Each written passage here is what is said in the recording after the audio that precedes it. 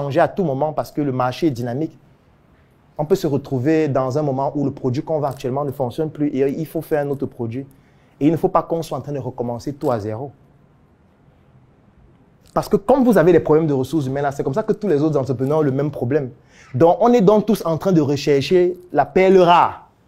Et quand on recherche tous la perle rare, chacun donne ses atouts. Un va dire que, bon, moi, il peut te donner 800 000 par mois. L'autre va dire, bon, moi, j'ai une belle vision. Hein, tu peux adhérer à ma vision. Mon ami, la vision s'appelle le loyer. Et je rencontre régulièrement ça chez les... Il y a les programmeurs qui ont ce problème. Il y a les graphistes aussi qui ont ce problème. Ça veut dire que c'est quelqu'un qui vient te voir et te dit vraiment, Claudel, j'ai un projet magnifique. Je veux que tu me rejoignes pour qu'on fasse le projet. Je n'ai pas encore d'argent pour te payer maintenant. Mais ce qu'on va faire va produire des milliards d'ici 2 ans. Voici comment ça va se passer. Donc, moi, je veux juste que tu communiques. C'est tout ce que je veux.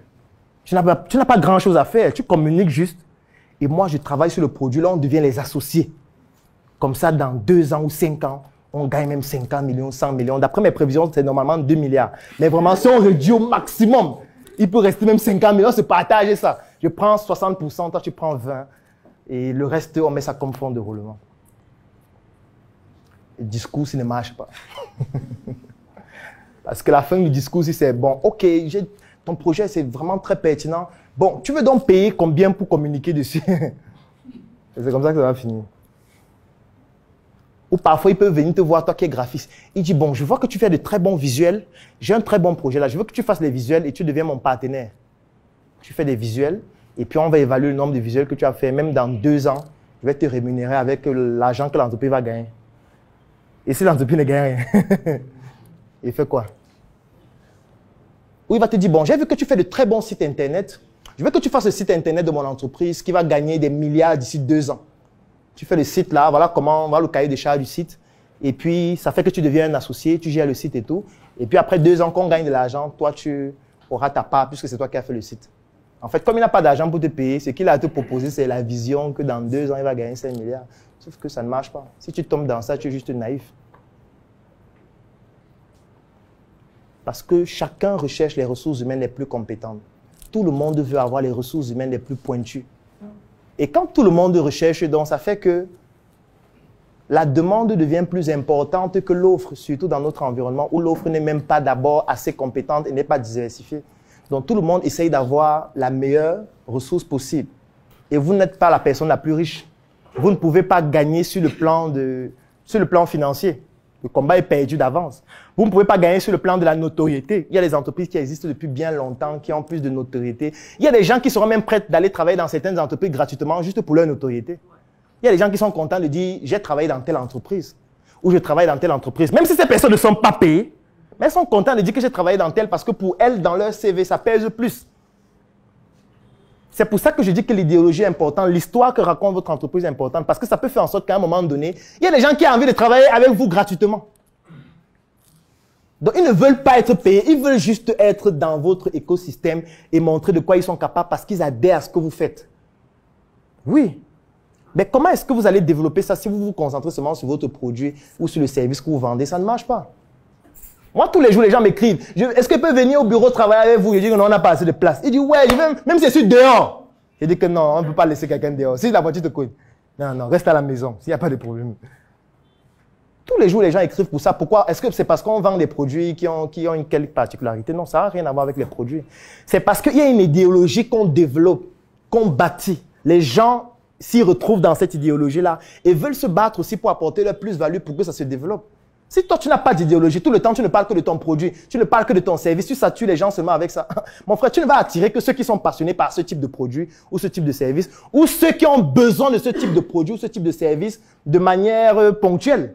Mais ce sera difficile que tu puisses bâtir des ressources humaines qui ont envie de contribuer à créer ça et à faire en sorte que ça se développe avec toi. Tu ne pourras pas le faire.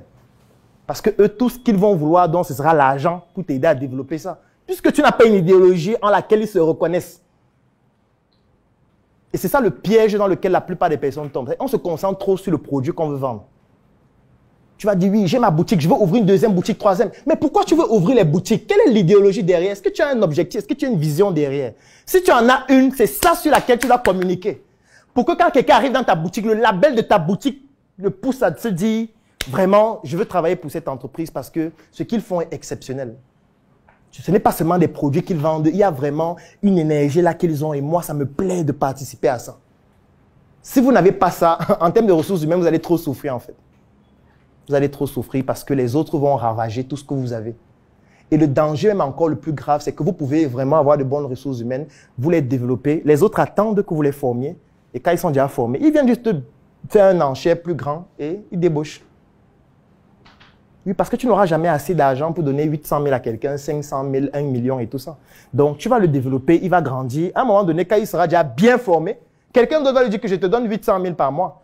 Son cœur va battre. Il va se dire, mais 800 000 par mois. Il va un peu essayer de tester quelque chose. Est-ce que vous pouvez me payer 6 mois de salaire d'avance? On dit que, mais chez nous, c'est 1 an. 1 an, une voiture de service, une maison de service. Quand il va recevoir ça, il va dire que, mais le monsieur là me paye même quoi depuis? Ça me sert même à quoi depuis là? Depuis qu'on travaille, ça m'a servi à faire quoi? J'ai même gagné quoi depuis? Il commence à prendre la calculatrice. Il calcule. Il commence à évaluer. Il dit, vous voyez, il m'exploite depuis. Il te porte même plainte. Vous riez, mais ça s'est déjà produit. Il te porte, dès qu'il a fini de valider l'autre contrat, il te porte plainte.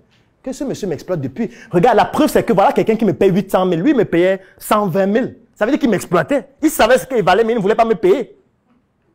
Tu commences à dire que vous voyez, on aide les gens et puis ils ne veulent pas être reconnaissants.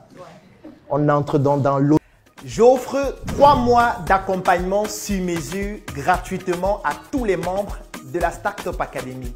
La Startup Academy, c'est cette initiative qui a vu le jour en 2016 et qui est basée sur un trépied que nous appelons le trépied idéologique qui comporte la sensibilisation en ce qui concerne l'entrepreneuriat, la formation sur tous les métiers et les secteurs d'activité qui tournent autour des opportunités d'affaires et enfin l'investissement dans des projets.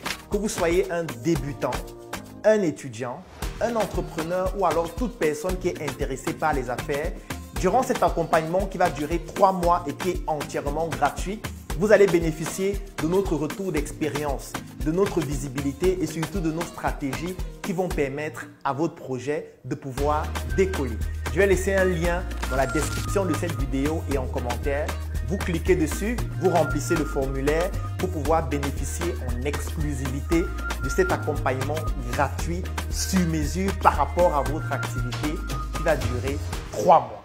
Rendez-vous à la Startup Academy.